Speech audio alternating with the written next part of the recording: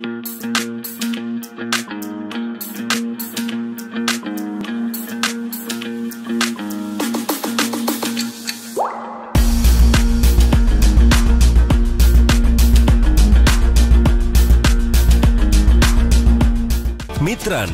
menghubungkan setiap usaha dengan kesempatan.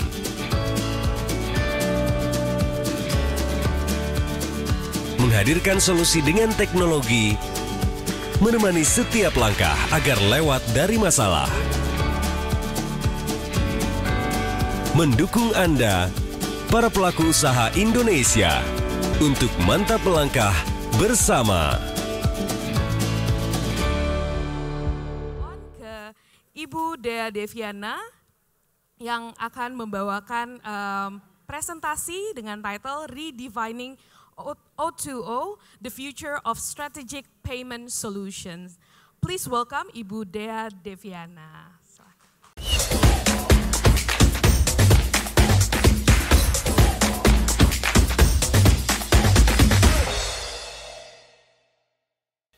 Ya, selamat sore semuanya. Terima kasih atas waktunya. Perkenalkan kembali, nama saya Dea Deviana, Head of Online Payment Strategy dari Mitrans, part of GoTo Financial.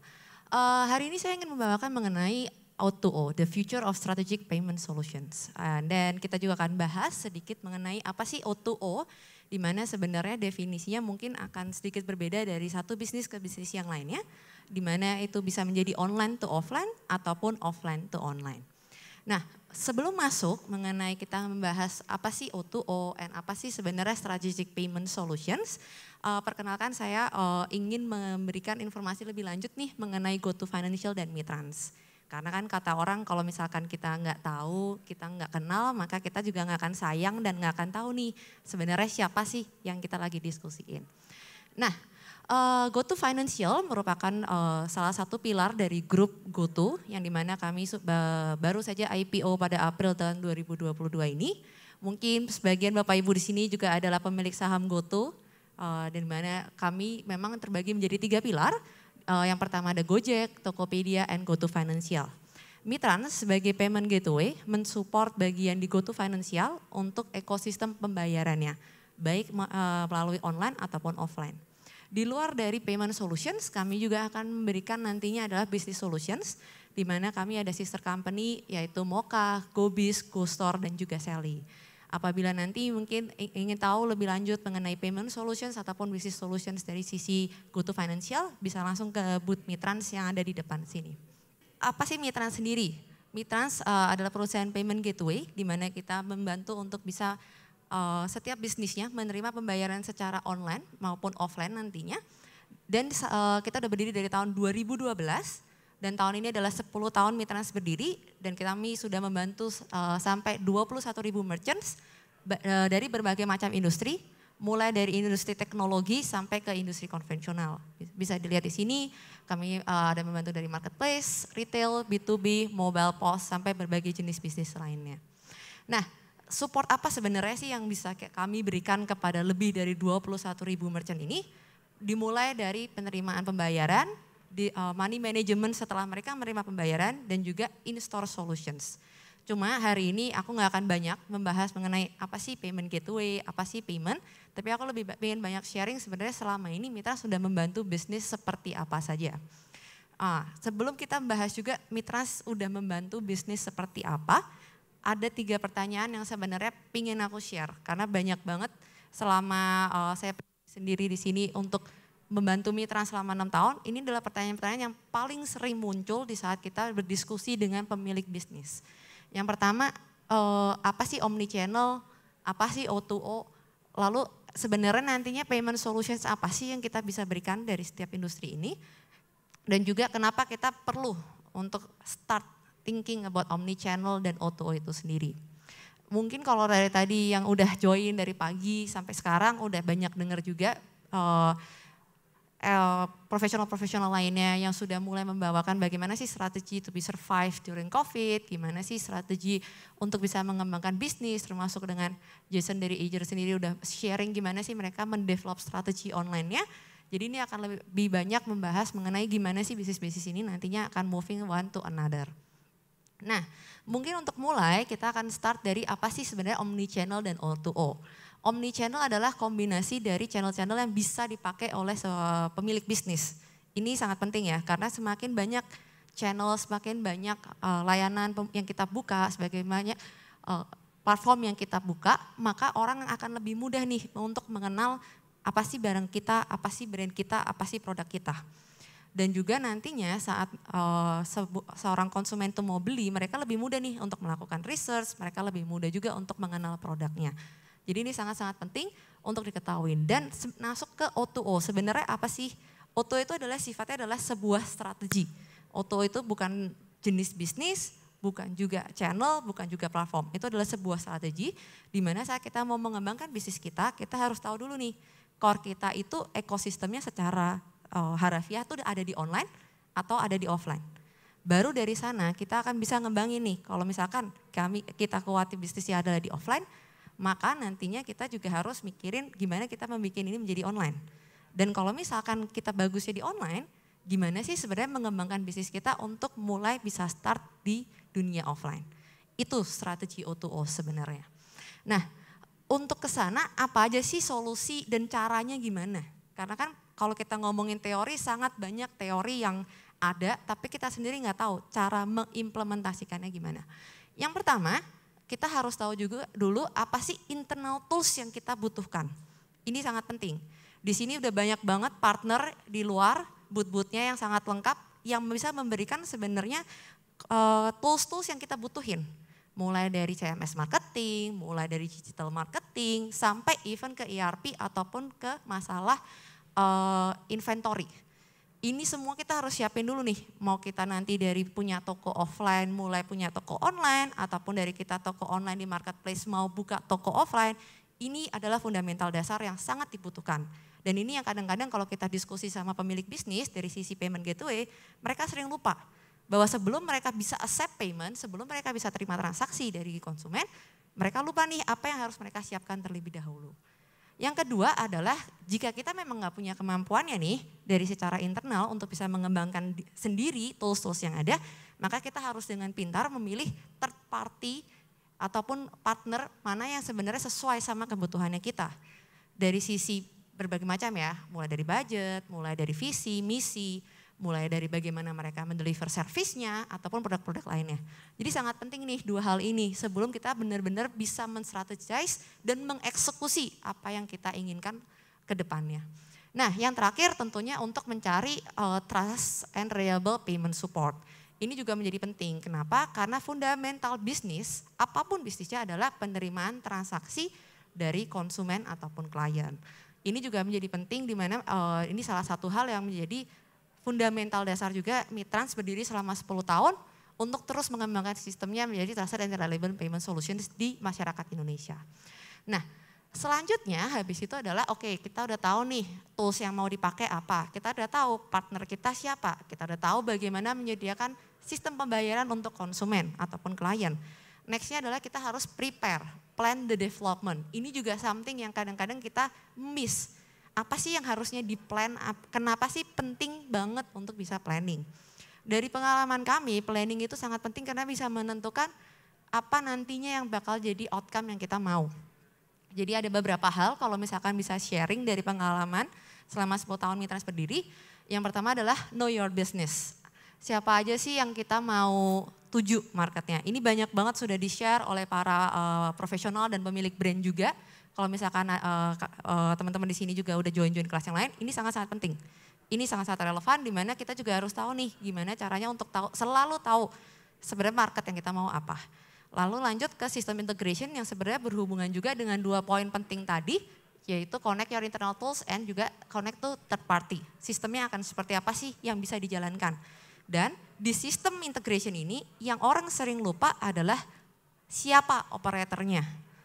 Ini juga harus dipikirin. Kita punya sistem yang sangat bagus, sangat excellent, sangat advance, tapi kalau nggak ada orang yang bisa bantu, itu juga akan sulit. Jadi di sini kita harus prepare sebelum kita launch. Yang terakhir, ada 2 terakhir adalah trial and launch. Trial ini sangat penting, apalagi mungkin untuk mengembangkan bisnis. Misalnya, saya udah punya nih toko online, di Tokopedia, di Shopee, di Blibli ataupun di marketplace lainnya. Kalau saya mau buka toko, harus tokonya di mana nih? Apakah saya harus langsung mulai masuk toko mall yang mungkin secara biaya lebih tinggi, atau saya buka pop-up store dulu nih? Atau saya lebih enak masuk ke ruko? Nah, hal-hal seperti ini yang perlu di-trial. Sehingga kita tahu apakah memang produk kita itu match untuk ekosistem tersebut. Gitu. Terakhir ini memang launch, setelah semuanya bisa di-prepare, kita udah tahu apa yang harus kita lakukan, then the last thing need to be done adalah launch. Kadang-kadang kita udah plan everything secara lengkap, cuma waktu mau launch, aduh takut nih, bener gak ya? Keraguan itu yang kita harus lawan untuk benar-benar kita bisa launch. Nah, mungkin dari tadi lebih sifatnya teori gitu kan ya, sharing pengalaman yang ada dari sisi Mitrans selama menghadapi beberapa hal yang ada di masyarakat. Tapi dan sebenarnya apa sih yang bisa dilakuin? Jadi aku di sini juga share beberapa case langsung dari merchant-merchantnya Mitrans ataupun partner-partner yang Mitrans di sini. Yang pertama adalah use case untuk online ke offline. Kalau misalkan dilihat tren use case online to offline ini sudah ada dari tahun 2018 sebenarnya. Banyak toko-toko online yang mulai mencoba untuk bisa masuk nih ke offline market. Salah satunya adalah salah marketplace terbesar di Indonesia.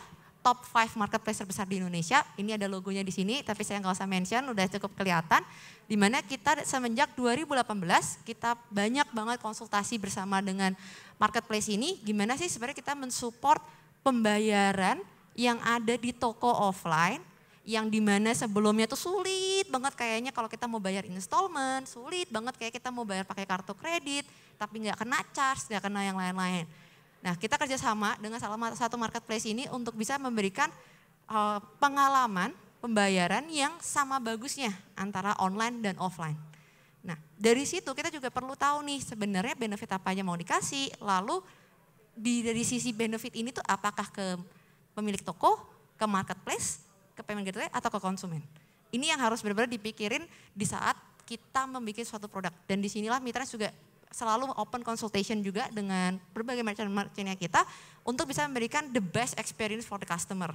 Jadi semua pembayaran itu bisa terjadi dan penerimaan dananya bisa diterima dengan mudah. Nah, dari project ini apa sih benefit yang bisa diterima dari sisi end user? Yang pertama adalah no delivery time. Barang bisa langsung diterima, kita bisa lihat sendiri, wah misalnya nih mau beli handphone. Mau beli handphonenya iPhone, Samsung, Oppo, Vivo, kita kan kadang-kadang pengen coba dulu ya, pengen konsultasi dulu, pengen lihat barangnya dulu, mana sih yang warnanya paling cocok, paling bagus.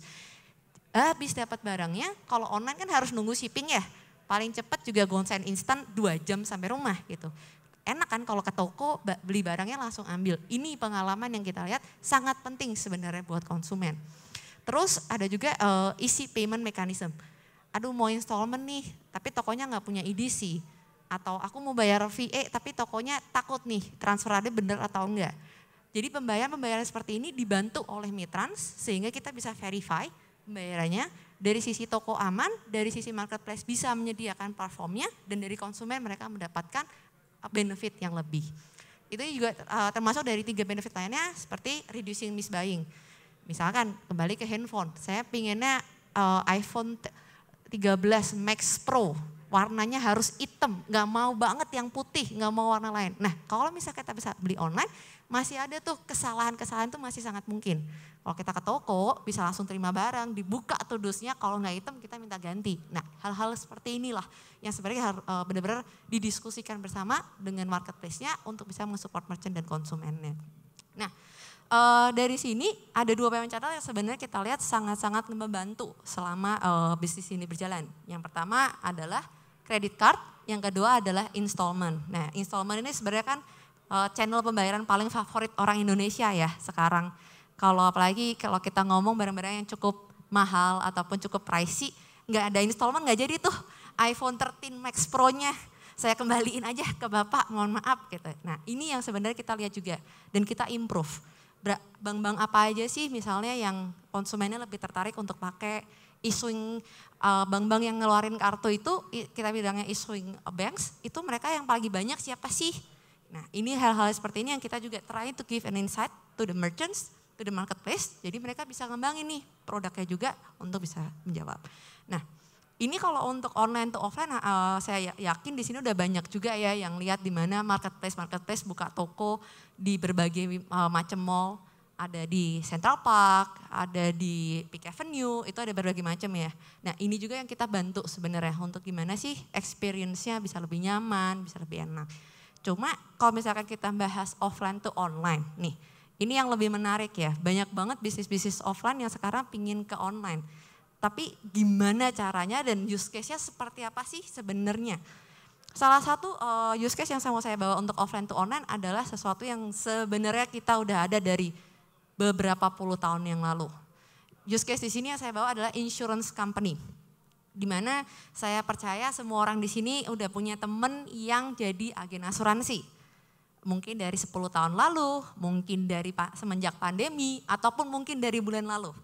Nah, kalau misalkan teman-teman di sini bisa lihat, ada major changes loh di insurance company. Kalau saya agent, saya biasa bawa satu map besar, isinya kertas untuk dilihat, diparaf, tanda tangani oleh setiap kliennya. Mereka harus baca satu-satu semuanya. Nantinya harus 2 rangkap, satunya buat saya, satunya buat konsumennya. Terlalu banyak yang harus dilakukan seorang agent. Tapi semenjak COVID, semenjak 2020 dan sebenarnya sudah mulai dari 2019, tapi semakin menanjak di tahun 2020 adalah gimana sih mendigitalisasi itu. Tapi apakah mudah? Tentunya tidak. Dari setiap insurance companies mereka sudah punya rencana untuk digitalisasi mungkin dari tahun 2016, 2017, tapi realisasinya sangat berat. Kenapa? Karena masih banyak tantangan. Untungnya di tahun 2020 karena berbagai jenis keadaan yang ada di mana kita semua harus online, kita nggak bisa pergi face to face, akhirnya pengembangan produk ini menjadi jauh lebih cepat di mana sekarang agent asuransi, mungkin ada sebagian teman-teman di sini juga pernah jadi agent asuransi, sekarang cuma pakai aplikasi.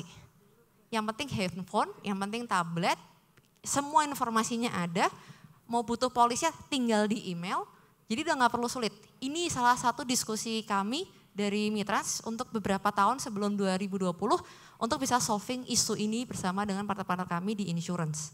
Dimana sekarang nggak cuma ini mungkin udah kalau yang tahu insurance udah tahu nih tabletnya punya insurance yang warna biru yang namanya apa. Tapi nggak cuma mereka, kita juga explore dengan beberapa insurance company lainnya untuk bisa menerapkan use case yang sama. Dimana udah nggak perlu sih sebenarnya kertas, udah nggak perlu sih kita bawa-bawa dokumen tebel, berat, bulky. Tapi kita bisa selesaikan semua itu dalam satu aplikasi. Seperti itu. Jadi ini bukan bisa dalam satu waktu dan ditemukan tentunya. Ini adalah sebuah hasil diskusi dari berbagai macam tim juga untuk kita bisa akhirnya mensupport industri ini. Nah kami lihat sendiri pun sekarang belum offline to online ini belum menggantikan payment offline tentunya. Tidak langsung 100% di saat kita implementasiin dan semua akan berubah, tentunya tidak. Tapi dari sini perlahan tapi pasti transaksi-transaksi yang mungkin sebelumnya offline di mana agentnya harus bawa klien ke kantor ataupun hal lainnya tetap ada, tapi slowly but sure itu akan berubah. Di mana kita cuma perlu Zoom call, saya jelasin, happy with the product and deal. Cuma perlu ketemu sekali, ini pakai aplikasinya, bisa langsung download, login, selesai. Hal-hal seperti inilah yang bisa membuat konversi rate-nya juga lebih tinggi, keberhasilan untuk agentnya berjualan juga makin tinggi dan kenyamanan konsumen dan keamanan konsumen juga makin tinggi. Seperti itu. Jadi use case seperti ini yang kita pengen banget nih bisa share ke depannya juga bagi teman-teman. Jadi kalau misalkan mulai berpikir nih punya toko offline, mau di onlinein gimana ya caranya, starting dari mana ya? Starting answering your own questions. Kayak gitu sih. Jadi kalau memang kita punya isu, kita punya masalah, sebenarnya kalau aku sebagai konsumen masalahnya di mana sih? Aku sebagai mau beli apa sih yang sulit. Nah dari situ kita bisa solving and then gimana yang paling penting bagian akhir adalah menerima pembayaran secara aman dari konsumennya. Itu. Jadi ini memang a bit of sharing yang bisa aku bawain terutama untuk insurance. Gak cuma insurance sebenarnya offline to online ini banyak juga toko-toko yang sebelumnya memang maunya ekspansi 1000 toko dalam 10 tahun gitu. Nah sebenarnya 1000 toko itu bisa dicapai loh cuma dengan buka marketplace. Tapi apakah marketplace saja enough? Kita nggak punya data konsumen ya, bisa kemana lagi? bisa dengan buka toko sendiri, bisa kemana lagi, bisa dengan buka sosial media. Tadi Jason share dengan sangat bagus gimana sih kita live streaming itu sangat berpengaruh. Nah ini yang nanti masuknya adalah strategi omnichannel di mana tentunya kami pinginnya bisa membantu juga penerimaan pembayaran ini selama bertransaksi, selama bisnisnya itu bisa berjalan dan nantinya bisa juga mengembangkan bisnisnya dari merchant-merchant dan juga teman-teman sekalian. Kayak gitu. Nah terakhir sebelum kita ke next sessionnya adalah kenapa kita perlu start sekarang. Tadi kan udah lebih banyak bahas mengenai teorinya, gimana sih merchant-merchant dan partner mitra implementasikan. Selanjutnya adalah kenapa sih kita perlu implementasian. Yang pertama ini tentunya adalah long term investment. Apapun yang dilakukan untuk bisa masuk ke strategi ini tentunya tidak akan langsung bisa jadi. Seperti aku bilang, mungkin kayak tadi insurance ataupun dari marketplace, perubahannya nggak akan banyak. Tapi pastinya saat orang sudah mulai nyaman, sudah mulai mengenal, mereka akan lebih punya banyak pilihan, mereka akan lebih happy with the brand, mereka akan lebih banyak melakukan transaksinya nanti. Dan juga dengan kita bisa nerapin O2O business strategy ini, online to offline ataupun online to offline, kita akan bisa punya end-to-end solutions. Mau konsumennya ada di jarak 10 km kek, mau beda pulau kek, ataupun konsumennya ada sekarang, semua bisa dilayani dengan sangat baik. Punya experience yang sama, merchantnya puas apapun media yang dipakai mereka untuk transaksi ataupun untuk berkomunikasi dengan pemilik bisnis. Yang ketiga adalah bisa juga untuk membesar marketnya kita ke depannya. Karena mungkin terutama untuk yang offline to online, sebelumnya mereka nggak tahu nih bisa punya konsumen dari misalkan pulau-pulau lain. Selama ini cuma punya toko di Jawa, terus mulai buka toko online bisa dapat konsumen dari Sumatera, Sulawesi ataupun luar negeri. Itu kita banyak ketemu juga. Yang keempat itu nanti adalah adjust to customer behavior. Ini sebenarnya ngejawab juga tadi di mana kalau misalkan konsumennya sukanya itu belanjanya online atau lebih percaya saat mereka pakai kartu kreditnya tapi kita nggak punya EDC dan lain sebagainya, ini bisa menjadi salah satu solusinya juga. Yang terakhir adalah untuk bisa beat the competition. Mungkin kalau tadi yang sempat join beberapa sesi yang ada di sini, termasuk dari Love Bonito pun, ini adalah salah satu caranya mereka untuk bisa survive during COVID. Jadi dan mereka bisa grow their business more than others competitors gitu. Jadi ini juga hal-hal yang memang menjadi sangat penting untuk mulai dipikirin, terutama untuk kalau kita memang benar-benar mau ngembangin bisnis dan fokus ke bisnis yang ada sekarang gitu. Nah ini sekian yang ada, mungkin kalau misalkan ada beberapa pertanyaan, kalau masih ada waktu. Yes, udah gak ada waktu ya, oke. Karena memang waktunya agak terbatas, jadi saya kembalikan langsung ke MC-nya. Thank you so much Ibu Dea for the great presentation. Mungkin